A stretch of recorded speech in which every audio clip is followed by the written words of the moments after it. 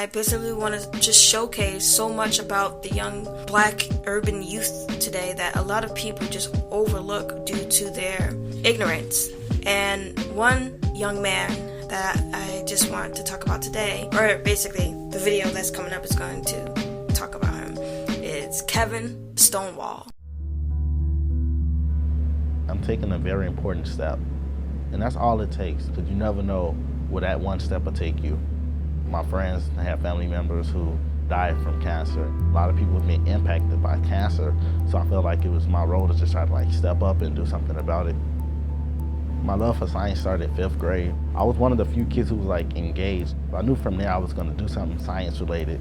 I really wanted to challenge myself, and it was just one of the things where I didn't really mind doing the work because I had such a passion for it. You never work a day in your life if you love what you're doing, so I want to carry that moving forward in everything I do.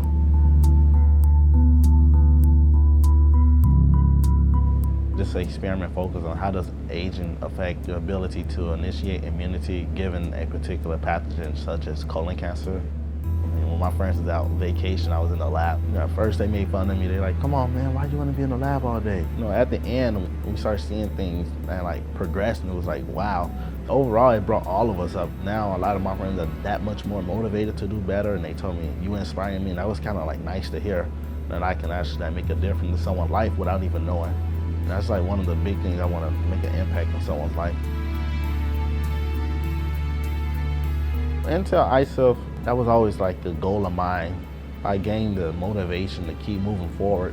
I'm taking pictures with kids, and it was wow. Never really noticed that people actually, paid attention to what I was doing. Somebody told me, "You making an impact on my life." I walked in, I felt I'm walking in greatness. It was greatness all upon me. And just to be in an arena with all these other smart kids, and that was just such an honor. And I took that to heart. Now that I'm in college, I came into knowing that I want to be in contact with cancer researchers on campus. Before we do anything, we need to have a plan. If you don't plan to succeed, you're planning to fail. Eventually, I hope this research does in fact, increase people's survival rates for colon cancer.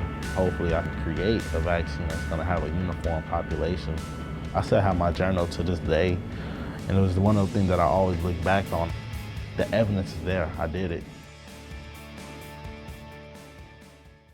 Cancer immunotherapy is targeting your immune system to reject cancer. So in theory, the goal is you want to generate a substantial amount of activated tumor antigen-specific T cells with the potential to kill tumor cells. And under this concept of cancer immunotherapy, you have tumor vaccinations. Tumor vaccinations treat existing tumors as well as prevent cancer-causing viruses. So what is the goal of tumor vaccination, you may ask?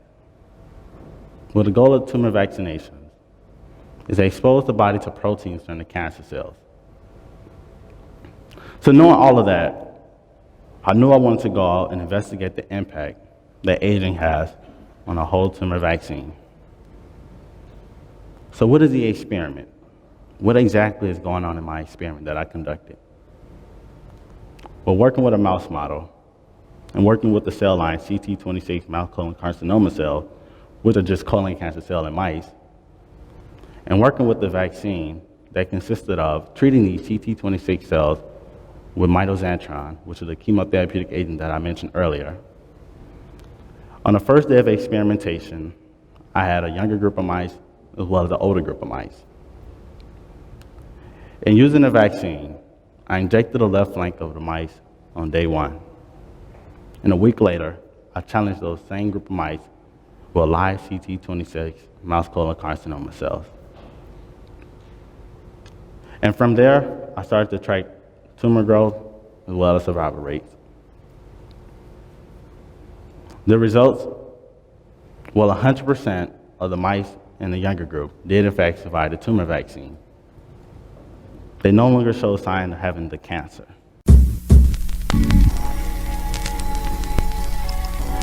Sincere ignorance.